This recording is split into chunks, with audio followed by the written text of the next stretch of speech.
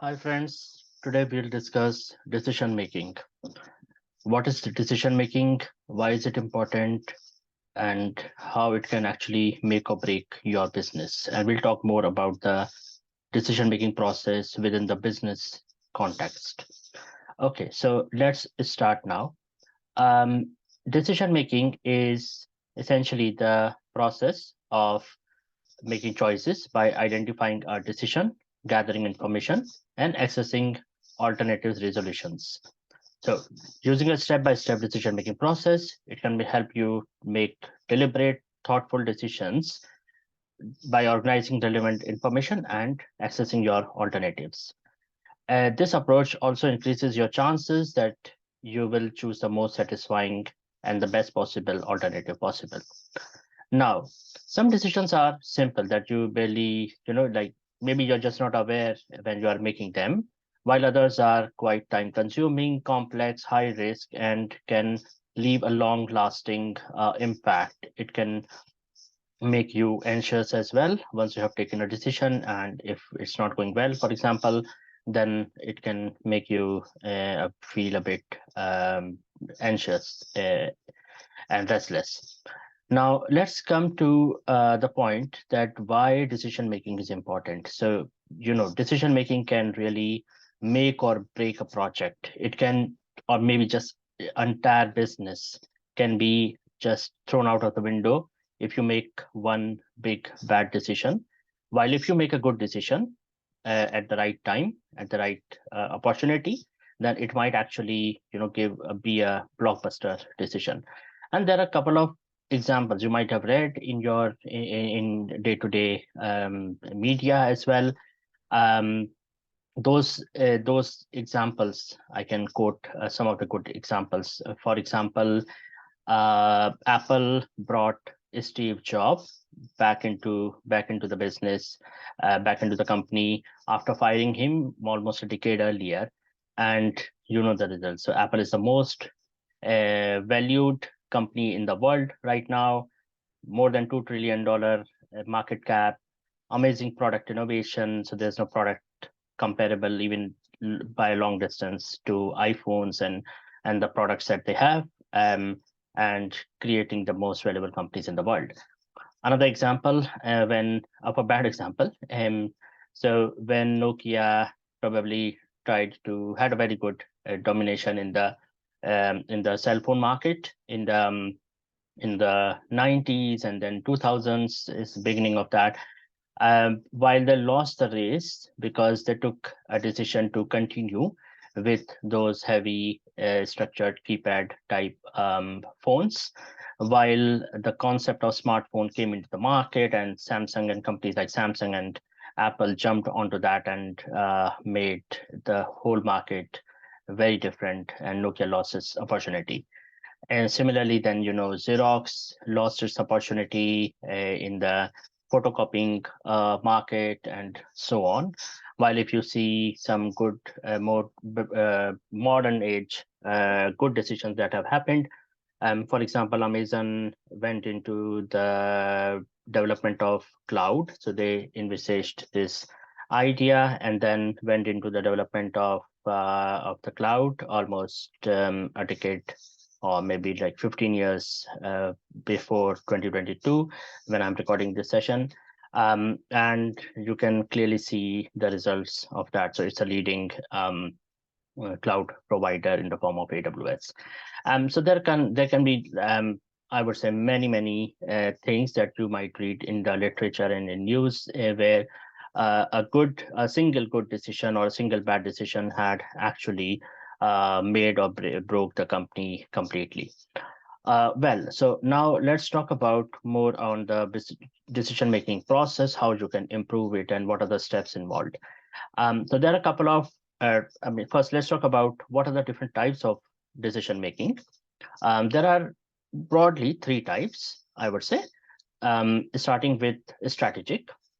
So strategic decisions are where you take a decision on the overall goal or objective or overall strategy, how you would achieve a long-term vision for your business. For example, you might want to say enter a completely new market and you decide to maybe target going forward, target the premium customers. So those are the big level decisions which might do a complete overhaul of the processes that an organization undertakes.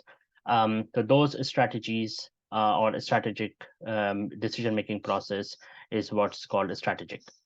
Now there's tactical after that. So tactical decisions are mainly where you try to meet the goals of the objective in a short run. So for example, there's a festive season coming up, and then you maybe like Christmas, and then you decide to tweak the price of the products that you sell in the short run to compete with the market, compete with the competitors, and so on. So those are tactical decisions that you would take at that point of time. They have a short lasting impact. They might have big impact also, but normally those are strategic decisions which have a wider impact over a long run. While in the medium to short run, you normally take tactical decisions, which are again quite important. Then the third level of decision making is operational. Operational is more on the day-to-day business decision making. For example, if you are having some deliverable for a project and you need a team, let's say 8 to 10 member team with different skill sets, and you are having at the moment you're having 6 people while you are lacking 2 or 3 different developers or business analysts in your project, and you decide to hire them or um, do internal transfer or whatever. So those kind of decisions are operational decisions, like how much inventory. For example, if you are a manufacturing organization, you might decide, okay, this is the inventory I'm going to maintain for today, and tomorrow I'll order a new set of raw material. So those are day-to-day decision making process which the company's supervisors, managers, and even the team players take on a day-to-day decision making process. Those can be again, a very important point is the higher level of decision making, it's difficult to reverse those decisions if they go bad. So for example, if you decide strategically that you would go into the smartphone market, then obviously your company would be investing a hell lot of money to move into that market, to set up the infrastructure for that, hire people with skill sets, develop technology around that. And then if a later period of time you realize that it's not the market you wanted to go, then it's like impossible, next to impossible to reverse that decision. And also even if you reverse, it will have long lasting losses and repercussions. While tactical decisions can be still reversed, and you might decide that, okay, if the decision has not gone right, then okay, let me still try to reverse that. Again, it will come at a cost. It's not going to be without cost. So I understand that even tactical decisions and even operational level decisions are having an impact on your day-to-day business. So try to take a good decision, a right decision, even though it might take some time. In some time critical projects, time is very important, but or even on those cases, it's prudent to make a good decision with some analysis and alternatives instead of rushing out through a decision. But you also remember the fact that you cannot be too slow in decision making, because the moment you become slow, it completely stalls the whole process, and it completely defeats the process of doing business and competing in the market. Okay, now let's talk about the logical steps of how you would actually make a decision from the point of identifying what decision you want to make till the point that you make a decision and you review the consequences of it. So let's talk a couple of steps. You might find different steps in your practical decision making process, but more or less on a broader term, 80 to 90%, these are the steps which are followed in sequence. Sometimes some of the steps are also followed in parallel with each other, because you might still want to loop back on some of the things, and might go back 1 or 2 steps before quickly to make a final decision. So let's talk about those steps. First is we can divide that into sort of 7 steps. First step is identify the decision to make. So identify the problem, and finally what decision or what outcome you want from that whole process. And it can be as simple as that. Okay, how many members should be there with this particular project team, and what type of skill sets those people should have. So identify what's the decision you want to make, gather the relevant information. So try to gather all pieces of information from all sources relevant to that decision-making process.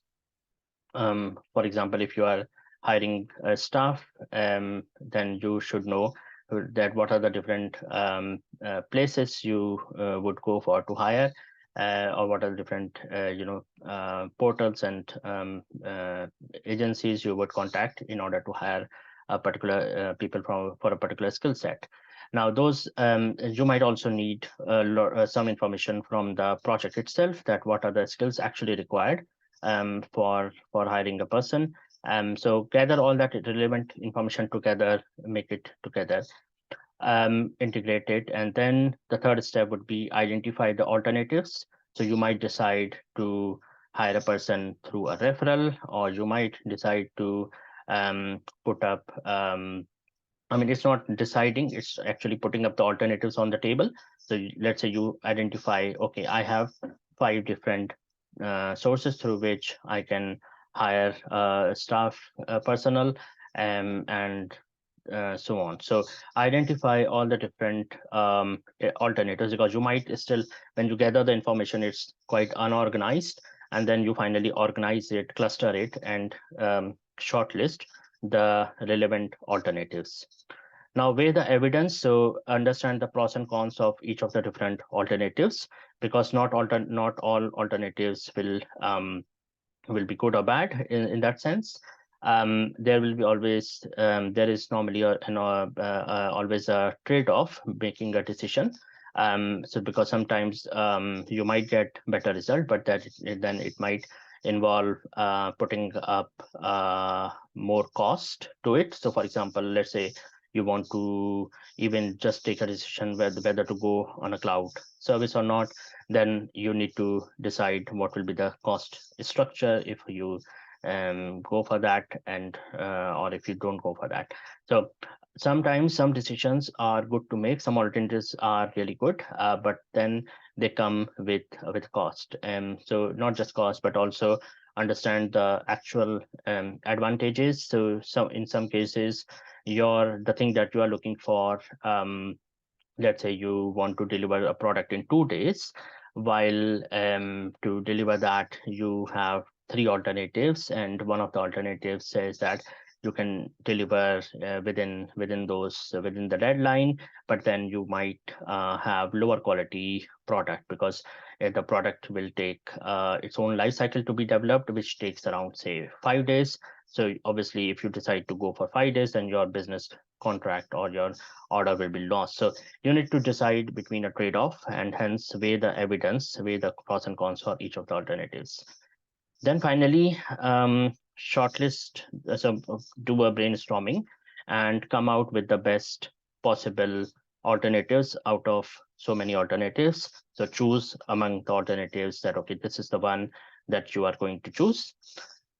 Sixth step, take action. So now decide, make the actual decision now, which is the most important step now, because it's not about just making a decision. It's also about communicating that decision to the relevant stakeholders. So now once you decide that, okay, this is the decision you are going to make, then have an implementation plan ready to implement that decision, or get the ball rolling through your people on that decision making, on that decision, so that this, even if you are making a decision and if it's not getting executed practically, then there's no point of making a good decision, right? So you need to have a plan in place or a plan, to put a plan in place, take action, communicate the decision to the relevant stakeholders within the organization. And if you are a management person, then you would need to percolate that, get the decision percolated through the lower levels, up to the person who is actually going to work on that, or the team who is going to work on that. Um, then the last step, step 7. So once you have made the decision, fine, you're all done. It's very important in the last step that you start reviewing the decision and its consequences, because unless you review the results of that decision, there's no benefit or real value to that decision. Because let's say if you are marketing, if you're heading a marketing team, product marketing team, and then you decide to launch a product in a particular market, with a particular set of features, and you decide, or maybe if you're a product marketing guy and you decide to market your product in a particular region, and so on. uh, Even though you have made a good decision with all the alternate, evaluating all the alternatives, making the best decision out of that, um, but it is quite possible that the customers just don't like the product in that region, or they're not happy to pay the price that you are putting up for that product.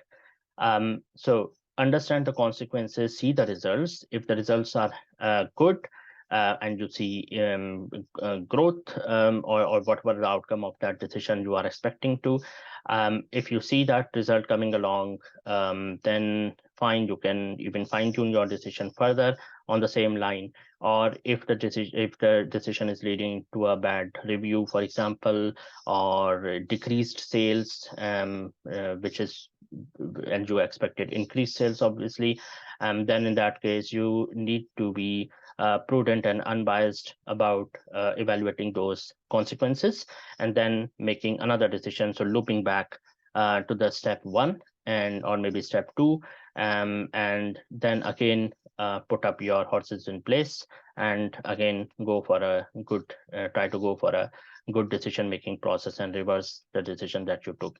But yeah, review is very important in both the cases, whether the results are positive or negative.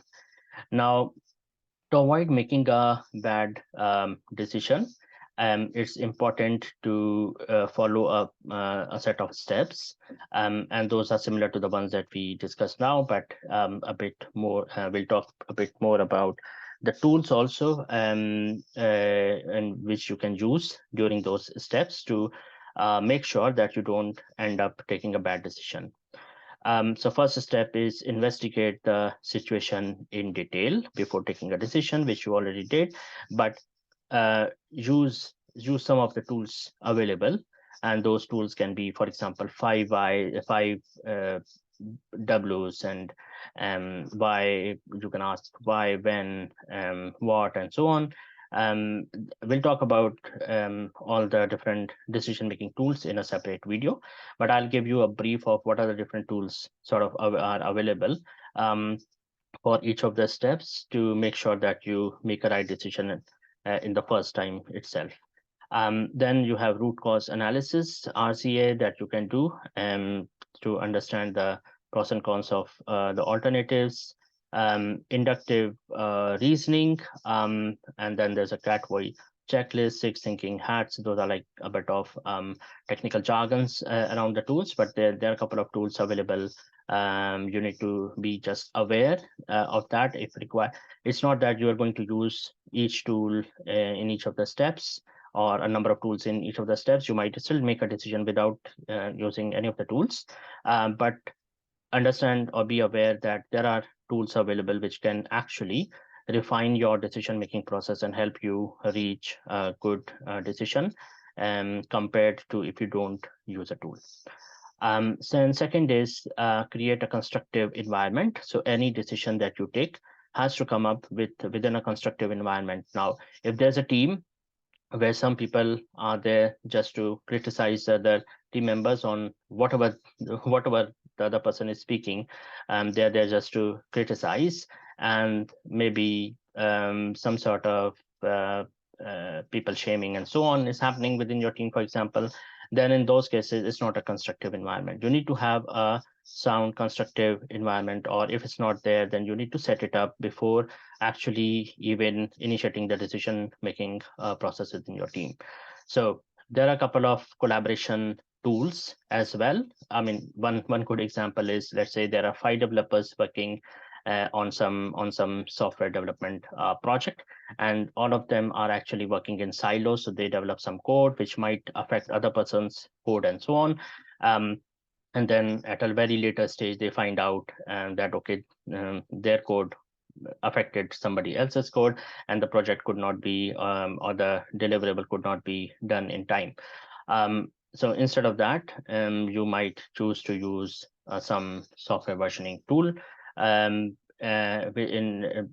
whatever, and that can actually help in the collaboration. Now, this is at a very, I would say, operational level decision, but there can be many things that you can do to create a constructive environment or a collaborative environment for taking tactical or strategic decisions as well. It's because there might be stakeholders who are concerned about different aspects of the decision. So there might be a person, maybe the chief risk officer, who might be concerned about the risks of implementing a decision, while the other person might be more practical oriented. For example, maybe the CTO office might be more oriented towards okay, getting a decision in place, while the security guy from the CIO office might say that this might not be a good decision to make. So you need to make sure that all different stakeholders are actually collaborating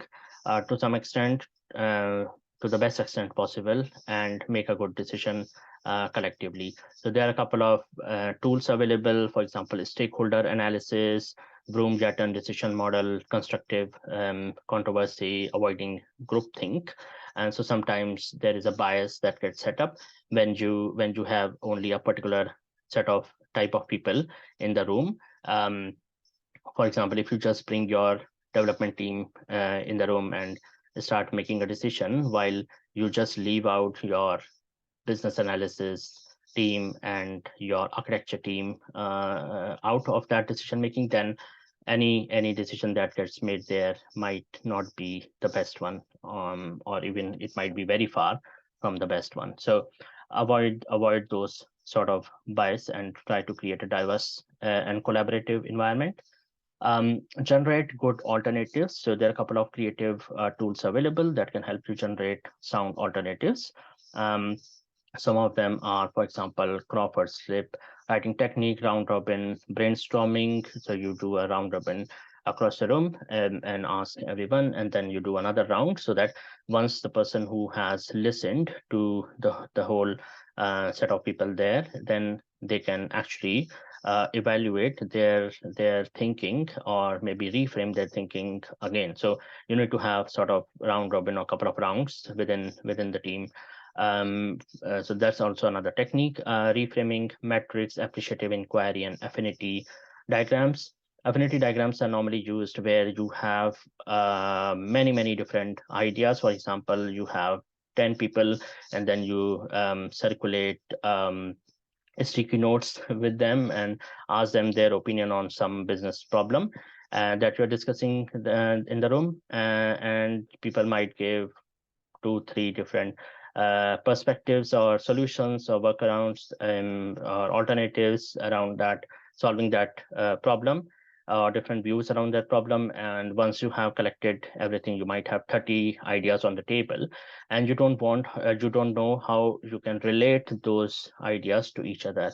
So some ideas might be actually very much dependent on each other, or might impact each other, or might be related. So you need to have a relational set of diagram which gets created through a specific technique called affinity diagrams that gets you establish the relationships and see the whole path that comes along within that solution. So you might have bricks and pieces and concrete to develop a road, but then you're not able to integrate them together. But once you integrate all the ideas together with their relationships and impact and cost effect analysis, then you will know that okay, this is from I want to build a road from A to B. I'm going to use probably these two different set of materials, one for this area, one for this area, and this is the traffic load. This load will take up uh, accommodating for the worst case scenarios and so on. So those kind of decisions you need to make.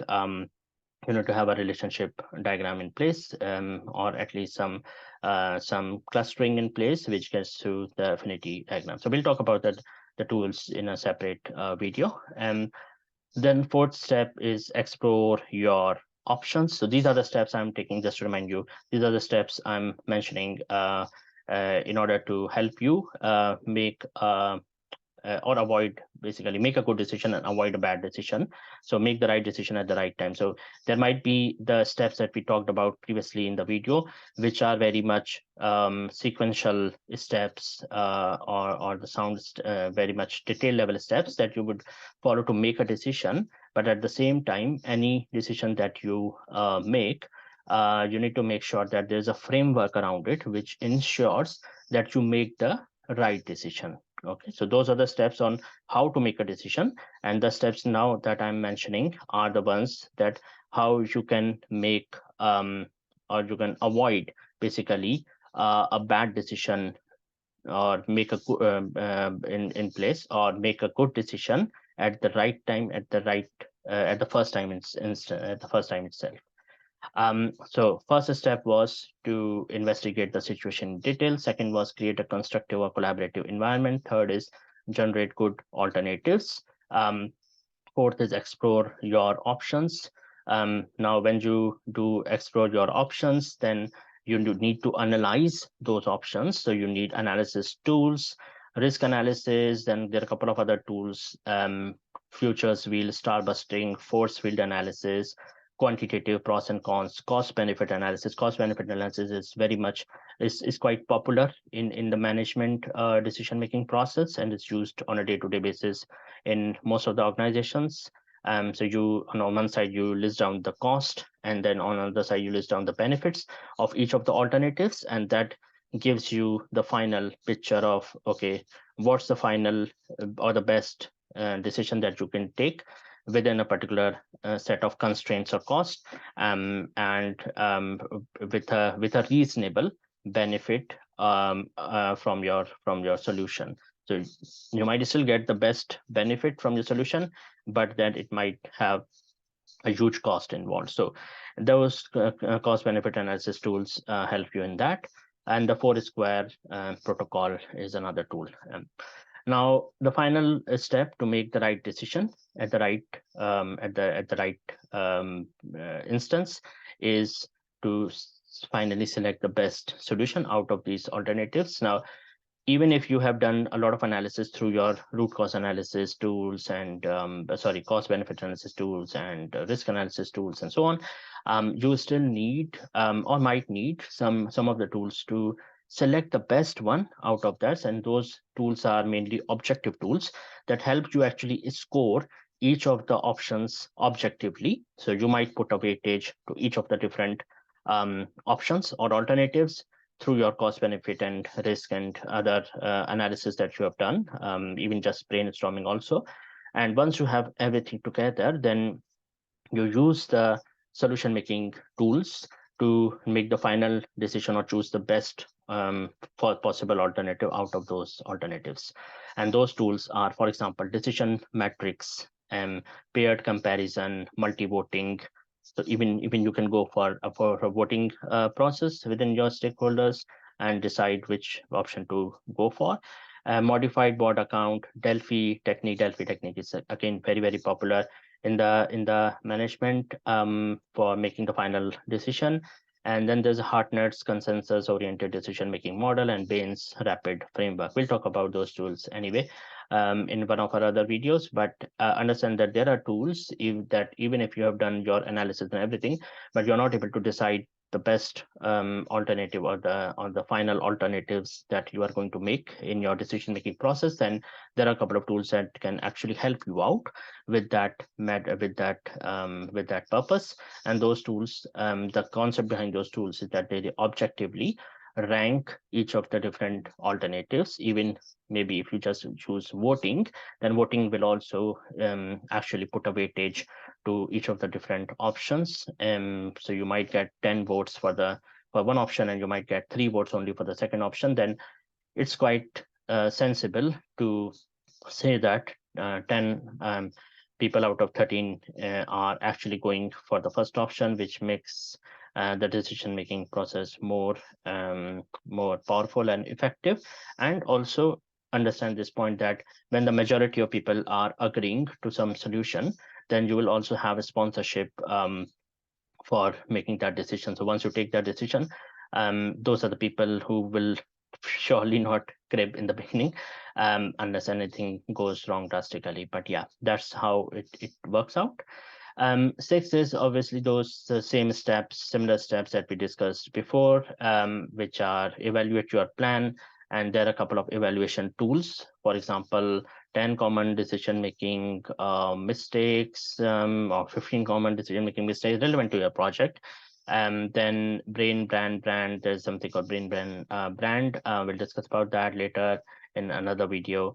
Avoiding psychological bias, as I said, in decision making. So whenever you are evaluating any alternative, or even reviewing the results of a decision, and let's say even if you you emphasized the decision, a particular decision to be made, and that decision was actually made, and if that decision goes wrong, if the results are not that great, then you should have courage to accept that it has gone wrong, and then make a rectifying decision to reverse that, or make another decision around that, which is very important, because if you put your bias or ego in that, then ultimately that decision would continue giving you bad results, and your business will continue suffer, and there is less scope to actually improve in the long run. Then there is a tool called blind spot analysis, ladder of inference, and so on. Finally, the seventh step is communicate your decision, take action. Ultimately, then once you communicate your decision to all the levels within your organization, it is quite important that you also have a change management process in place in case there is any change to be made, or even to validate that decision, or to vet that decision with the top decision making authority for that particular subject. So there are a couple of organizations which have a committee who make final decision on the design and architecture. Then there's a committee who make final decision on the say engineering process, and so on. So you need to get that decision vetted with them, even if that decision is relevant to your business area. But ultimately those are the people who are expert in this, and then they might vet your decision. So communicate your decision, take action. There are a couple of change management tools and processes that you can put in place. Then you have prospect theory, coping with change, bridges, transitions model, and so on. Now, finally, we'll talk about the decision-making skills for successful leaders. So if you want to become a successful leader, obviously you need to have very, very strong decision-making skills. And some of the key ones are: identify critical factors that will affect the outcome of a decision. So there might be many, many factors, but then identify the most critical factors that will affect the outcome of your decision. Evaluate options accurately, objectively, prioritize the ones which are important, anticipate the outcome from those alternatives, and see logical consequences which can happen beforehand. So you need to be a visionary to understand, or to at least have a mind map of the consequences of making a decision. For example, if you make a decision to launch a very new product in a particular market for a particular segment of target customers, then it's a big decision, because at the end of the day, it might have logical long-lasting logical consequences, and you put up infrastructure in place. Again, as I said before in my video, that if you put up an infrastructure, you take a decision, you put up an infrastructure, and then later on you realize that it's not the right decision that you made, then it's difficult to reverse that decision without incurring cost. Navigate risk and uncertainty. So under create a RAID log, there's a concept of RAID log, RAID, risk actions, issues, and decisions. Create a RAID log which can help you analyze each of the different risks and issues at each point of your decision making journey and even after. And that will help you even document the known assumptions and risks that you have taken. So those are very important in managing risk and uncertainty. And reason well in context requiring quantitative analysis. So wherever you are putting up, for example, putting up a proposal to be submitted for a contract or for a tender, and then you need to evaluate the quantitative figures there, or validate that before you actually make the final decision of putting up tender. So for example, there's a tender for developing some bridge, and it's a government tender, and then there might be 15 different builders putting up that tender. Now if you have done your sound quantitative analysis and you know that within the best terms of the contract and the cost and the requirements, this is how it will overall turn up in terms of the pricing model. Then put up those figures in place and then make a decision. If the figures suggest that you will end up in loss in that project, even if you deploy your best personnel, then the best idea would be to not put forward any proposal for that contract. Instead, work on the ones which are more profitable ones. So this is extremely important, because once you have made a decision, understand this point, that the trajectory of the reverse gear is just not at all there. In car, you can still reverse if you are on the wrong side of the road, or if you have taken a wrong turn.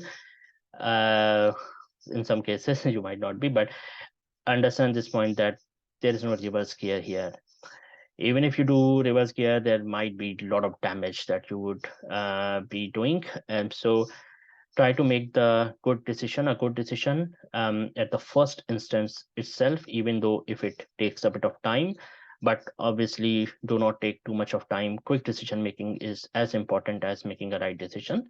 So there needs to be a trade-off between making a quick decision and choosing the best one, but still try to choose the top ones. Do your homework to choose the top alternatives, and don't just go blindly with the best with the sorry with the worst alternative, or an alternative which is clearly looking like it's not going to give you good results. Do not go with that straight away, because just you had to make a decision by afternoon. So don't get pressured with that. If you not taking a decision is also a decision to make. Understand this point. In some cases, for that particular point of time, because there might be some information which is still relevant and which is not available to you at that point of time, and you need that information to make the decision, then wait for that information to come and then decide prudently when to take a decision. If that information doesn't come, then with the available information, make the best decision at that point of time. Okay, so that's all for today. All the best with your decision making process.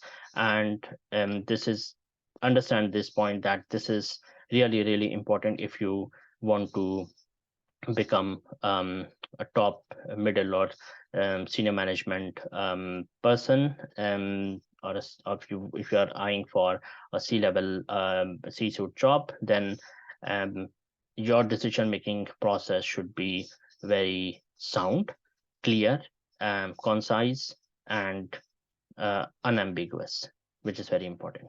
Okay, all the best and thank you. Cheers. Bye.